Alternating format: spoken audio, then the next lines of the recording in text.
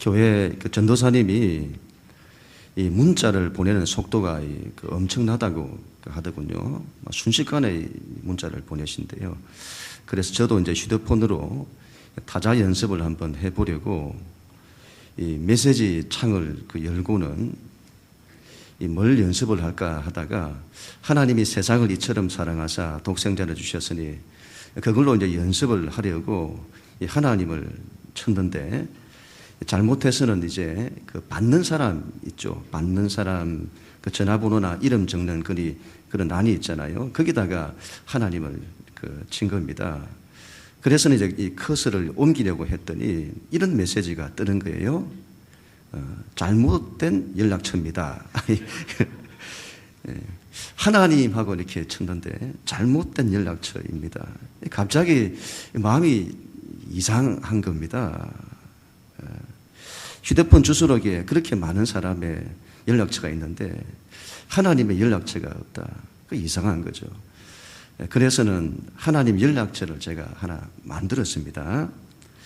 천국에 계시니 일단 국번은 1000으로 하고 번호는 이제 하나님이시니까 0001로 이렇게 해야겠다 하고는 1000 천국에 0001 그리고 전화를 제가 한번 해봤습니다. 그랬더니 신호가 가는 겁니다. 전화를 받는 거예요. 안녕하십니까? 송중기입니다. KT는 언제나 고객님을 최우선으로 모시겠습니다. 이런 메시지가 뜨는 거예요. 태양의 후예가 그렇게 인기가 있는가 봅니다. 송중기가 천국에서까지 하나님 빛으로 전화를 받을 정도인지 말이죠. 혹시 여러분 가운데 하나님 전화번호 아시는 분은 저에게 문자를 한번 보내주세요. 여러분 하나님과 그 인간이 이렇게 하나로 이렇게 연결되는 그 길은 예수님밖에는 없습니다. 예수님만이 길이요 진리요 생명이십니다. 이 세상의 그 어떤 종교도 그 어떤 철학도 그 어떤 사상도 그 어떤 이데올로기도 그 어떤 과학과 기술 문명도 하나님을 우리에게 오시게 할 수는 없습니다. 그 일은 오로지 예수 그리스도의 십자가를 통해서만 가능합니다. 그걸 구원이라고 하는데 그 구원의 길은 오직 하나, 예수님의 십자가뿐입니다. 그래서 하나님의 구원 역사, 구속사라고 하는데 구속사에서 가장 중요한 분이 우리 예수님이십니다.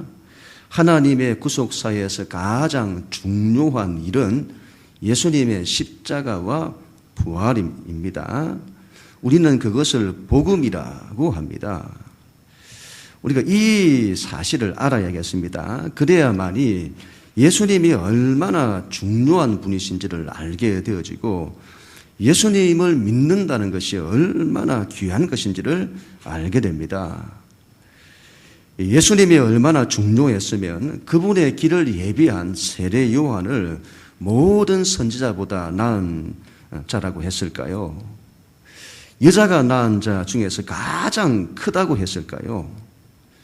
예수님이 얼마나 중요했으면 그 예수님을 믿는 자는 지극히 작은 자라도 세례 요한보다 더 크다고 했을까요? 예수님이 하신 일이 얼마나 귀한 것이었으면 천국은 침노를 당한다고 했을까요? 마치 짐승이 먹이를 보고 달려들어서는 움켜쥐듯이 마치 수많은 양들이 좁은 문을 서로 먼저 통과하려고 달려들듯이 천국을 그렇게 침노해야 한다고 하시는 것일까요? 여러분, 예수님을 믿는 것은 세상에서 가장 중요한 일입니다. 예수님의 일을 하는 것은 세상에서 가장 중요한 일을 하는 것입니다. 문제는 우리가 그 가치를 잘 모른다는 것이죠. 오늘 말씀 16절, 17절 우리 하나님 말씀 같이 읽습니다. 시작. 이 세대를 무엇으로 비유할꼬? 비유컨대 아이들이 장터에 앉아 제 동물을 불러 가로되 우리가 너희를 향하여 피리를 부어도 너희가 춤추지 않고 우리가 애곡하여도 너희가 가슴을 치지 아니하였다 함과 같도다. 아멘. 이 세대를 무엇으로 비유할꼬? 여기서 이러면 세대란 세상 또는 그 시대를 말합니다. 이 세상을, 이 시대를 어떻게 말할까? 우리가 잘 깨닫지를 못하니 예수님 비유로 말씀을 하세요. 아이들을 예를 들어서 설명을 하십니다. 친구들을 향해서 피리를 불어도 춤추지 않고 애국을 하여도 가슴을 치지 않는다. 당시 아이들의 그 놀이였던 것 같습니다. 저희 때만 해도 놀이가 구슬치기, 딱지치기, 자치기, 줄넘기, 술래잡기 그런 걸 했습니다. 예수님 당시에는 아이들이 이런 놀이를 했던 것 같습니다. 결혼식 놀이, 장례식 놀이. 결혼식에 가면 피리를 불고 사람들이 거기에 맞춰서 춤을 추는 겁니다. 그걸 놀이하는 거죠. 피리를 불면 춤을 춰야 할 것 아닙니까? 그런데 춤을 안 추는 겁니다. 같이 놀자고 하는데 안 노는 겁니다. 장례식에 가면 곡을 하죠. 그러면 사람들이 곡에 맞추어서 가슴을 치고 슬퍼하는 겁니다. 그걸 놀이로 하는 거죠. 그래서 곡을 하면 가슴을 쳐야 할 것 아닙니까? 그런데 가슴을 안 치는 겁니다. 같이 놀자고 하는데 안 노는 거예요. 관심이 없는 겁니다. 그 시대에 대한 예수님의 탄식이죠. 이 시대가 하나님의 일에 관심이 없다. 하나님께서 아들 예수 그리스도를 통해서 온 세상을 구원하시는 겁니다. 우리 하나님의 오랜 꿈이요 목적입니다. 그것이 역사 속에서 마침내 실제가 되는 겁니다. 하나님 얼마나 이때를 기다리셨을까요? 하나님 얼마나 이때를 기뻐하셨을까요? 하나님이 기뻐서 피리를 부시는 겁니다. 그런데 우리가 춤을 안 춰요. 사람에 대해서도 그 사람이 기뻐하면 함께 기뻐해 주고 그 사람이 슬퍼하면 함께 슬퍼해 주는 것이 맞습니다. 하나님께 대해서는 말할 것도 없습니다. 그런데 그렇게 안 하는 겁니다. 하나님께 반응이 없어요. 하나님께 대한 무관심, 하나님께 대한 무반응. 왜 그럴까요? 두 가지일 겁니다. 하나님을 믿는다고 하는데 실제 하나님께 관심이 없는 겁니다. 아니면 하나님의 일보다는 자기 일에 더 관심이 많은 겁니다. 하나님이 하시는 일에 무관심한 시대, 하나님이 왕따를 당하시는 시대, 거기에 대한 예수님의 탄식이시죠. 또한 그 옛날뿐만이 아니고 지금 시대에 대한 예수님의 탄식입니다. 지금 세상이 진리에 관심이 없습니다. 인생이 뭐냐? 사는 게 뭐냐? 그런데 관심이 없어요. 철학은 이미 길을 잃은 지 오래되었습니다. 형이상학이 무너진 시대, 포스트 모던의 시대, 모든 것이 상대화된 시대, 자기 소견에 옳은 대로 사는 시대, 답이 없는 시대. 그래서 사람들은 인생에 대한 답을 찾으려고 하지 않습니다. 오로지 과학과 기술 문명이 베풀어주는 은혜, 삶의 편리성과 재미만을 추구하는 인간성이 어떻든 인생이 어떻든 별로 관심이 없는 시대, 온갖 개인주의와 이기주의가 판을 치는 시대, 사랑도 없고 인간의 욕망만이 가득한 시대, 온갖 생존 경쟁 속에서 갈등하고 싸우고 분노하고 미워하고 그러면서도 불안해하고 두려워하고 그 속에서 인생이 공허하고 혼돈된 시대, 자기를 잃어버린 상실의 시대, 하나님을 떠나서는 인생에서 아무것도 남는 것이 없습니다. 그걸 알면서도 하나님을 원하지 않는 시대, 아니 하나님을 거부하고 반대하는 시대, 정말 고집스럽게 자기만을 주장하는 시대. 여러분, 이 세상에 우리 하나님 같으신 분이 없으십니다. 사랑 그 자체세요. 생명 그 자체십니다. 그 하나님이 하시는 일은 전부 우리에 대한 사랑이요 우리를 위한 것입니다. 세상을 살리는 것입니다. 그 하나님을 사랑하는 것만큼 귀한 것이 없고 그 하나님의 뜻을 이루는 것만큼 중요한 것이 없습니다. 신앙이 여러분, 우리의 신앙이 하나님의 뜻을 이루려고 해보세요. 하나님의 뜻을. 하나님의 일을 하려고 해보세요. 그런 걸 위해서 기도를 해보세요. 그런 걸 위해서 기도를 해보세요. 응답이 안 되는 기도가 없습니다. 할 수 있거든이 무슨 말입니까? 그런 믿음의 사람에게는 능치 못할 일이 없습니다. 하나님을 사랑해야 합니다. 하나님을 잘 믿어야 합니다. 하나님의 일을 잘 감당해야 합니다. 가장 중요한 일이요, 가장 큰 축복입니다. 피리를 불면 춤을 춰야 합니다. 하나님의 일에 관심이 있어야 해요. 하나님의 일에.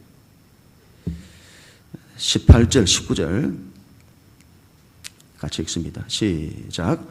요한이 와서 먹지도 않고 마시지도 아니하며 저희가 말하기를 귀신이 들렸다 하더니 인자는 와서 먹고 마시매 말하기를 보라 먹기를 탐하고 포도주를 즐기는 사람이요 세리와 죄인의 친구로다. 아멘. 앞에서는 하나님의 일에 대한 무관심을 말했다면 여기서는 하나님의 일에 대한 반대를 말합니다. 베드로가 예수님을 잘 따릅니다. 그런데 한 번은 예수님의 일에 반대를 해요. 예수님이 십자가의 길을 가시니까 그 길을 가로막는 겁니다. 왜 그 길을 가시냐고. 왜 십자가의 길을 가시냐고. 왜 그렇게 하시냐고. 예수님이 그런 베드로를 책망을 하십니다. 그때 하신 말씀이 너가 하나님의 일을 생각하지 않고 도리어 사람의 일을 생각하는도다. 이걸로 사람이 넘어진다는 걸 말하죠. 세례 요한이 하나님의 일을 감당합니다. 그는 예수님 오시는 길을 예비합니다. 그런데 유대인들이 그 세례 요한을 반대합니다. 그는 광야에서 살았습니다. 이 광야란 하나님의 은혜 없이는 살 수 없는 곳이죠. 그런 곳에서 살았어요. 메뚜기와 석청을 먹었다고 합니다. 여기서 메뚜기란 곤충을 말한다기보다는 쥐염 열매를 메뚜기 나무라고 불렀는데 그 나무가 메뚜기처럼 생겼다고 합니다. 우리나라로 하면 평소에 안 먹다가 보릿고개 때 먹는 그런 열매 같은 거 있죠. 그런 걸 말한다는 거죠. 석청이란 돌에 있는 꿀을 말한다기보다는 종려나무 열매를 말한다고 합니다. 그게 바위 위에 떨어질 때에 돌 사이에 들어가는데 그것들을 먹고 살았다는 거죠. 이 세례 요한이 광야에서 아주 가난하게 오로지 하나님의 뜻만을 위해 살았다는 겁니다. 세상의 부귀와 영화를 멀리하고 금욕적으로 살았다는 겁니다. 여러분, 세례 요한의 강력한 메시지와 카리스마는 그러한 삶에서 나왔을 겁니다. 사람들은 그런 세례 요한을 존경했습니다. 반대로 그런 세례 요한을 많이 싫어했습니다. 무슨 하나님을 그렇게 별나게 믿느냐는 겁니다. 자기만 잘난 것처럼 믿느냐는 겁니다. 그리고는 미쳤다는 겁니다. 귀신이 들렸다고까지 이야기를 해요. 정상이 아니다. 자신들과 다르기 때문이죠. 자신들과 다른 걸 별스럽다고 느끼는 겁니다. 제정신이 아니라는 거죠. 신앙이 저러면 안 된다고. 적당히 해야지. 우리같이 믿어야지. 뭐가 잘났다고 저렇게 믿느냐는 겁니다. 세례 요한을 판단하죠. 하나님께서 세례 요한을 통해서 하나님의 일을 나타내시는데 그걸 반대하는 거예요. 예수님은 세례요한과 전혀 반대이십니다. 예수님은 금욕적인 삶과는 거리가 멀어요. 그러면 예수님은 세례요한과 반대니 반대를 안 하냐? 그렇지 않습니다. 예수님도 반대를 해요. 예수님은 늘 사람들과 함께 먹고 마시는 걸 좋아하셨습니다. 이방인들의 집에도 들어가시고 세리와 죄인들의 집에도 들어가십니다. 그곳에서 사람들과 함께 먹고 마시는 겁니다. 그게 꼴보기 싫은 거예요. 그런 예수님을 먹기를 탐하는 사람이라고 비난을 합니다. 하여튼 우리 예수님 먹는 걸 좋아하시던가 봅니다. 교회가 함께 먹는 걸 좋아해야 합니다. 예배 마치고 그냥 가시지 마시고 식사하고 가세요. 식사하고. 먹는 데 빠지지 마시고 함께 먹으면서 교제하시고 그렇게 해야 됩니다. 예수님 스타일이에요. 예수님 스타일. 포도주도 드셨던 것 같습니다. 유대인들과 함께 드셨다면 이 빵과 포도주는 유대인의 식생활이었기 때문에 문제가 안 되었을 건데 이방인들과 죄인들과 자주 마셨던 것 같습니다. 그게 꼴보기 싫은 거예요. 그랬더니 포도주를 즐기는 사람이다. 좋은 말로 그렇게 하는 거고 이방인처럼 술꾼이다. 그렇게 비난한 거죠. 세리나 죄인들과 친구처럼 잘 지내시는 겁니다. 그거 좋은 거잖아요. 그런데 유대인들은 그게 꼴보기가 싫어요. 그랬더니 세리나 죄인들과 한 통속이구만. 그렇게 비난하는 겁니다. 자기들과 다른 거예요. 그래서 예수님을 판단하는 겁니다. 하나님께서 예수님을 통해서 하나님의 일을 나타내시는데 그걸 반대하는 겁니다. 신앙에서 여러분 굉장히 조심해야 하는 것이 이것입니다. 하나님께서 저 사람을 통해서 하나님의 일을 하십니다. 그런데 우리가 그걸 반대할 수 있어요. 그걸 판단하고 가로막을 수 있습니다. 하나님의 일을 생각해야 하는데 자기 일을 생각하는 겁니다. 자기 생각, 자기 경험, 자기 상식, 자기 기준, 그걸로 사람을 판단합니다. 자기들 같지 않다고 판단합니다. 잘못하면 하나님의 뜻을 반대하게 됩니다. 더 안타까운 것은 자기가 하나님의 뜻을 반대한다는 걸 몰라요. 사람에 대한 비판은 여러분 반드시 내려놓아야 합니다. 하나님을 대적할 수도 있고 자기에게 손해입니다. 자기에게 돌아옵니다. 자기에게 돌아와요. 특히 말을 조심해야 합니다. 말은 대단히 중요합니다. 예수님을 말씀이라고 하시잖아요. 말. 그만큼 중요한 거예요. 하나님께서 말씀으로 천지를 창조하시잖아요. 말씀으로 사람을 살리시잖아요. 사랑하는 말을 해야 합니다. 그리고 살리는 말을 해야 합니다. 이게 굉장히 우리가 안 쉽습니다만은 계속 우리가 훈련하고 또 훈련하고 해서는 주님 이런 모습 닮아가야 합니다. 살리는 사람 되어야죠. 교회도 살리는 교회. 우리 18절 19절 말씀 다시 한번 우리 읽습니다. 시작. 요한이 와서 먹지도 않고 마시지도 아니하며 저희가 말하기를 귀신이 들렸다 하더니 인자는 와서 먹고 마시매 말하기를 보라 먹기를 탐하고 포도주를 즐기는 사람이요 세리와 죄인의 친구로다. 아멘. 세례 요한의 신앙과 예수님의 신앙은 많이 비슷하면서도 근본에서 차이가 있습니다. 이 세례 요한도 예수님처럼 하나님 나라 운동을 합니다. 그러나 세례 요한은 금욕 생활을 해요. 광야에서 삽니다. 메뚜기와 석청을 먹습니다. 왜 세례 요한은 그런 생활을 했을까요?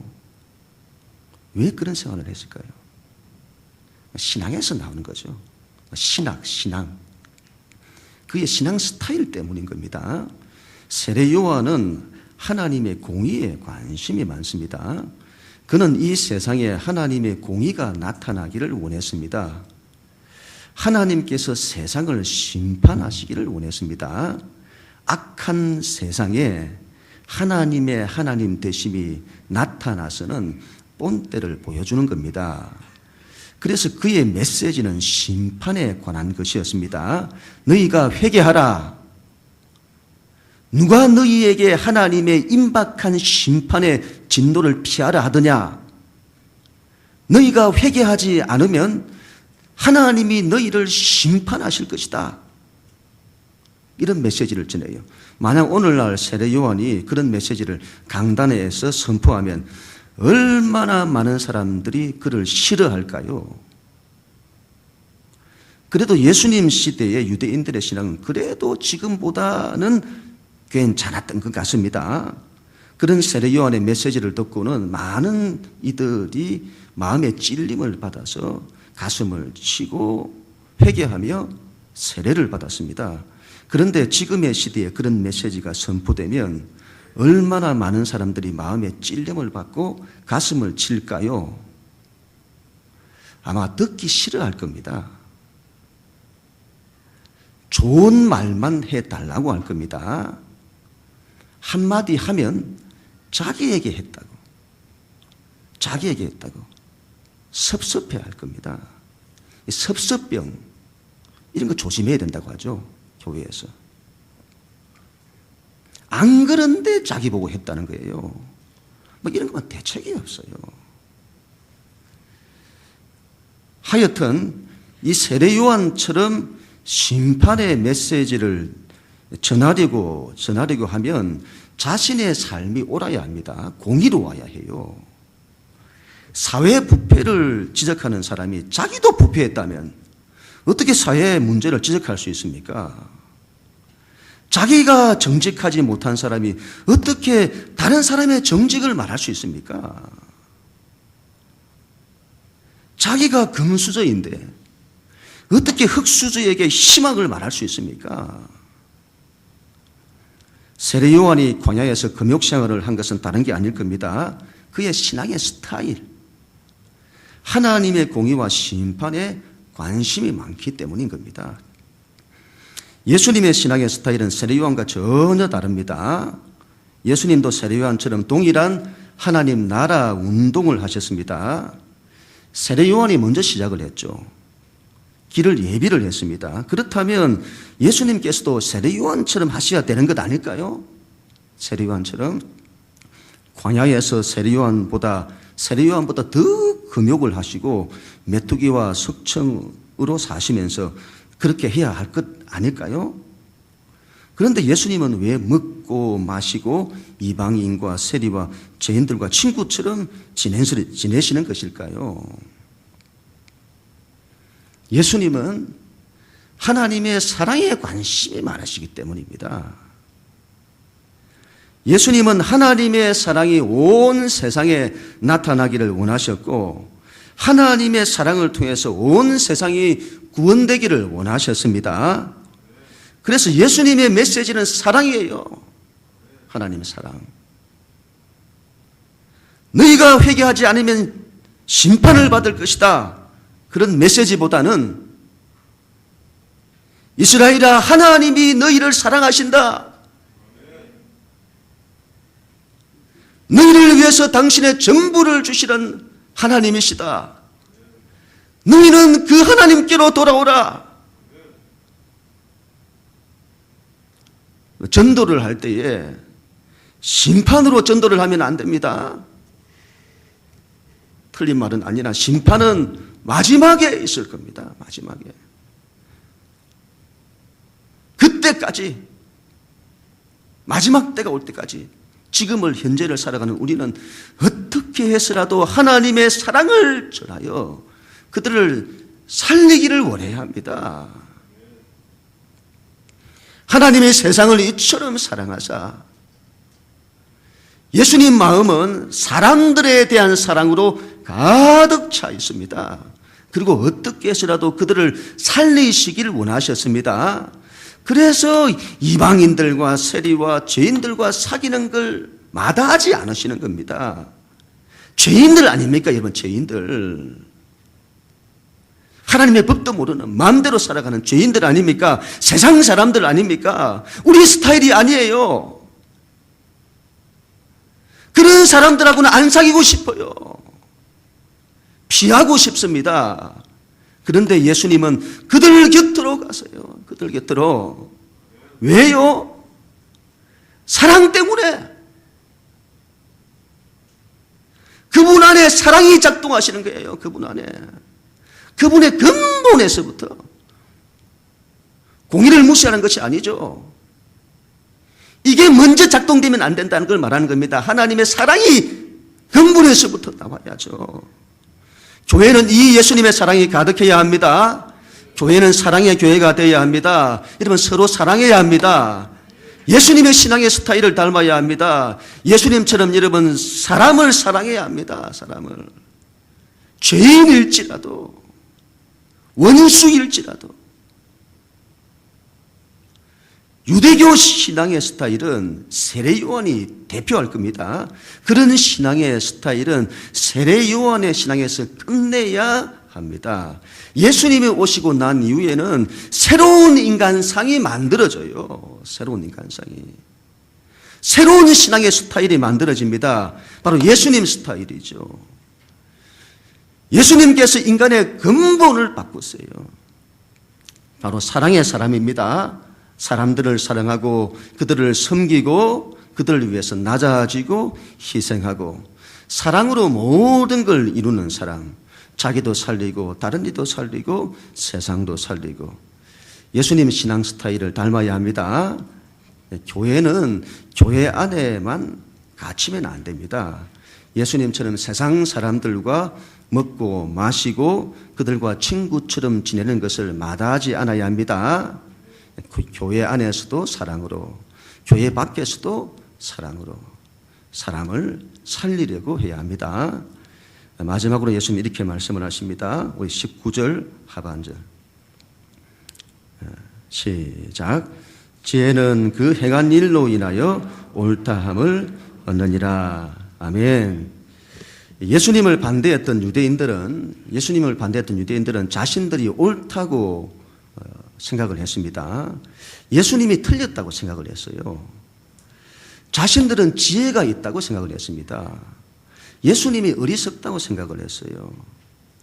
예수님을 말씀하시는 거죠. 너희 지혜가 옳다는 것을 뭘로 증명하냐? 너희 지혜가 너희가 옳다는 걸 뭘로 증명하냐? 예수님 말씀은 그 행하는 것으로 알 수 있다. 그 행하는 것을 보면 안다. 유대인들은 자신들의 신앙이 옳다고 얘기했습니다.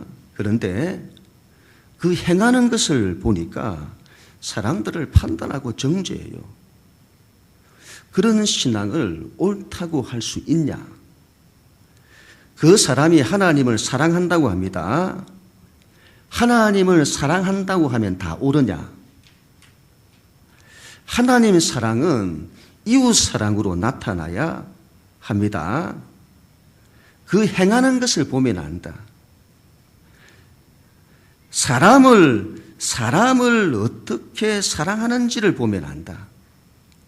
하나님을 사랑한다는데 사람을 사랑하지를 않아요. 그러면 그 사람의 하나님 사랑을 옳다고 할 수 있냐? 그런 말이죠. 그 사람이 하나님을 믿는다는 겁니다. 하나님을 믿는다고 하면 다 옳으냐? 믿음은 행함으로 나타나야 한다. 믿음이 믿는다고 하는데 그 믿음이 뭘 행하는지를 보면 압니다. 그런데 행함이 이상해요. 믿는다는데 하나님의 뜻에 관심이 없고 하나님의 일에도 관심이 없고 믿는다는 것은 인생의 주권, 주인이 바뀌는 건데 하나님이 주인이 아니에요. 예배도 없고 기도도 없고 헌신도 없고 행하는 것이 이상한데 어떻게 그 믿음이 옳다고 할 수 있냐? 행하는 것을 보면 아는 겁니다. 사람 대하는 걸 보면 알아요. 신앙생활을 어떻게 하는지를 보면 압니다. 하나님의 일하는 거 보면 압니다. 인간의 자유가 그렇게 중요합니다. 하나님이 인간을 자유로운 존재로 창조를 하셨어요. 우리를 강제하시면서 하나님의 일을 요구하지 않으십니다. 하나님 사랑도 하나님을 사랑해라, 이것도 강제로 요구하지 않습니다. 우리가 자발적으로 자유로이 하나님을 사랑할 때 하나님은 그 사랑을 기뻐하시는 겁니다. 이 자유가 구속이 되면 모든 것이 억압이에요. 선이 될 수가 없습니다. 그래서 자유가 그렇게 중요한 겁니다. 그러면 자유라고 하면 무조건 다 옳으냐? 그렇지 않습니다. 예수님 말씀은 그 자유를 어떻게 행하느냐가 중요하다. 그걸 보면 안다. 그 자유를 가지고 자기를 위해 쓰냐? 다른 일을 위해 쓰냐? 다른 사람을 사랑하는 데 쓰냐? 자기 욕망을 채우는 데 쓰냐? 그 사람이 자유를 어떻게 쓰는지를 보면 안다. 인간의 인권이 그렇게 중요한 겁니다. 인권이. 다 지금 막 인권 말하잖아요. 그러나 인권이라고 다 옳은 것이 아닙니다. 그 인권을 가지고 어떻게 행하느냐가 중요하다. 그걸 어디다가 쓰느냐? 다른 일을 위해 쓰냐? 자기 권리, 자기 욕망을 위해서 쓰냐? 그걸 보면 안다는 거죠. 사랑한다면 다 옳은 거냐? 그렇지 않습니다. 그렇잖아요. 우리는 사랑한다고 하면 사랑한다는데 그거 다 옳은 것, 그렇지 않습니다, 여러분. 사랑을 어떻게 쓰느냐가 중요합니다. 이기적 사랑이냐, 이타적 사랑이냐, 사람에 대한 사랑이냐, 자기 욕망에서 나온 사랑이냐. 내가 가진 성적인 욕망을 구속하지 마라. 내가 사랑한다는데 무슨 상관이냐. 그 사랑이 뭘 행하는지를 보면 압니다. 복음만큼, 천국 복음만큼 귀한 것이 없습니다. 복음은 하나님의 지혜요, 하나님의 능력입니다. 그러나 그것을 어떻게 행하느냐에 따라서 달라집니다. 어떻게 쓰냐. 그 복음을 가지고 천국 복음을 줬는데 그 복음을 가지고 자기를 위해 쓰냐, 다른 일을 위해서 쓰냐, 자기 일을 위해서 쓰냐, 하나님의 일을 위해서 쓰냐. 그걸 보면 안다는 거죠. 여러분, 이 시대를 무엇에 비유할꼬? 피리를 불어도 춤추지 않는다. 우리 예수님의 이 탄식을 기억하시면서 우리의 신앙을 오늘 이 예배를 통해서 한번 좀 돌이켰으면 합니다. 하나님께 여러분 반응해야 합니다. 하나님께. 다음 주일에 새생명 축제가 있습니다. 이런 게 남의 일이 되면 안 됩니다. 하나님의 일에 관심을 가져야 합니다. 천국을 침노하는 사람이 되어야 합니다. 예수님의 신앙의 스타일을 닮아야 합니다. 사랑의 사람이 되고 사랑으로 모든 걸 행하는 사람이 되어야 할 것입니다. 교회 안에 있는 형제자매들 많이 여러분 사랑하시고 교회 밖에 있는 영혼들도 우리가 사랑하여 그들과 먹고 마시고 친구가 되어야 할 것입니다.